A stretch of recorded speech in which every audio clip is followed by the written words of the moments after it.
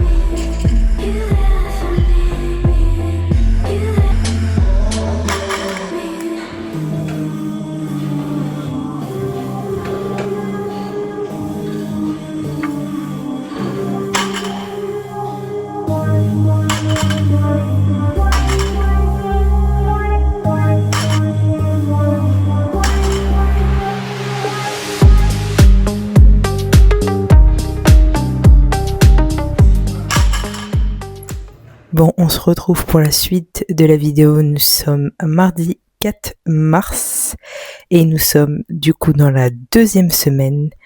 Dans la suite de cette vidéo, je vais vous faire montrer les petites variations, les petits changements dans ce deuxième mois. Je vais également vous faire montrer mon soulevé de terre normal lors de cette deuxième semaine. Je trouve ça intéressant de vous le faire montrer parce que je me suis aperçue que en étant très proche de mes max, c'est déjà une petite erreur que j'avais fait lors que je suis proche de mes max. Donc ça veut dire je suis à 90 x 2. Quand je suis entre 80 et 90, j'ai tendance à amorcer la montée de mon soulevé de terre avec mes lombaires. Pas au point non plus de tirer complètement avec mes lombaires, mais mes lombaires participent quand même un petit peu plus que la normale sur le début du mouvement. Donc, notamment, j'ai tendance à moins engager mes dorsaux, à détériorer un petit peu ma technique. Partager également les victoires, les échecs, les petites erreurs, les petits obstacles également. On va faire attention aux petits détails. C'est dans les petits détails qu'on deviendra plus fort. Chaque petit détail compte.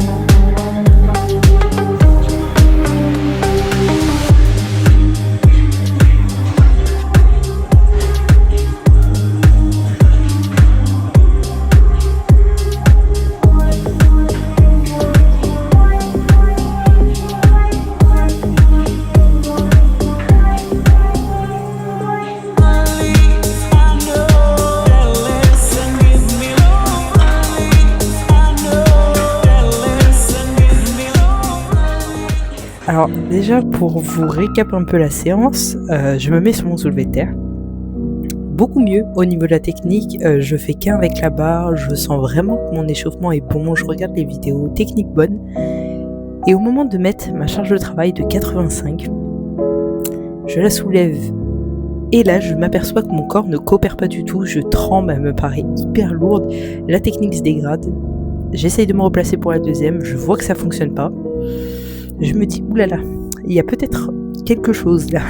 Je me mets sur mon développé couché. Je me sens bien honnêtement. Bonne technique, bon leg drive. Voilà.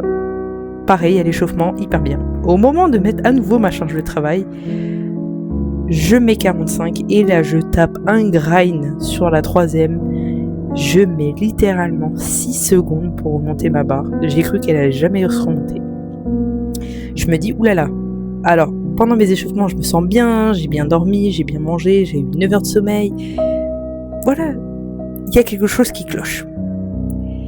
Et finalement, pendant ce temps de repos, ce temps de réflexion, je me suis dit, bon, je crois que même le développé couché, je vais arrêter là. Je m'aperçois que je suis pendant ma phase lutéale, et les femmes qui passent par là, vous savez très bien par quoi on passe. J'ai des règles très compliquées, je suis 7 jours avant mes règles et mon corps ne coopère pas, tout simplement j'ai eu une grosse perte de force. Et c'est pour ça qu'aujourd'hui, toutes les barres me paraissent lourdes, nerveusement je suis out. Et malgré que l'énergie physique que j'ai à redonner, mentalement ça ne va pas, mon corps ne veut pas. Et donc ce n'est pas grave parce que les femmes, on se sait, on se connaît pendant cette période-là. Et voilà, ça sert à rien de se plaindre, c'est les choses de la vie, c'est les choses qui arrivent. Et demain, du coup, changement de stratégie, j'en perds mes mots. Changement de stratégie, demain on va faire du volume. Au lieu de la force pure, au lieu de l'intensité, le temps que le corps retrouve à nouveau de l'énergie. La résilience est la clé. Bon, comme il y a un petit changement de programme cette semaine, je te laisse avec les vidéos de la première semaine. Petit retour en arrière afin que tu vois les 3 petites variations mis en place dans mon programme. Il manquera juste du coup le deadlift que je vous montrerai dans une prochaine vidéo. On va être parti sur le bench. Alors là, c'est du bench en tempo. 3 secondes de descente, 2 posées sur la poitrine et je remonte le plus vite possible, soit en 3, 2, 0. Cela me permet d'avoir une meilleure technique, une meilleure gestion de la charge, un meilleur respect de la pause, donc tout est égal à la meilleure production de force. Deuxième variation, le Larsen Press qui consiste à un développé couché sans le leg drive et la force de pousser des jambes. Donc un meilleur recrutement des muscles, mais aussi du coup un meilleur renforcement. Enfin, on va être parti sur le squat avec du squat tempo. Même chose que sur le bench, 3 secondes de descente, 2 secondes de pause en bas du mouvement et on remonte le plus vite possible. Toujours dans le même optique, contrôle de la charge, contrôle du breathing et amélioration de la production de force.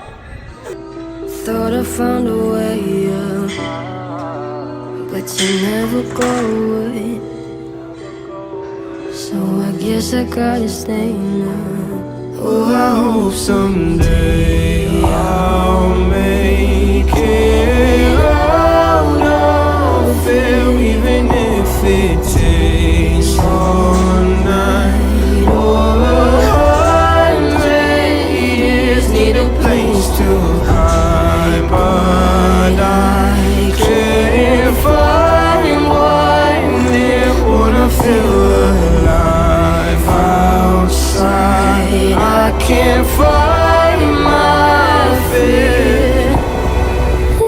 Isn't it lovely? Heart made of glass, my mind of stone.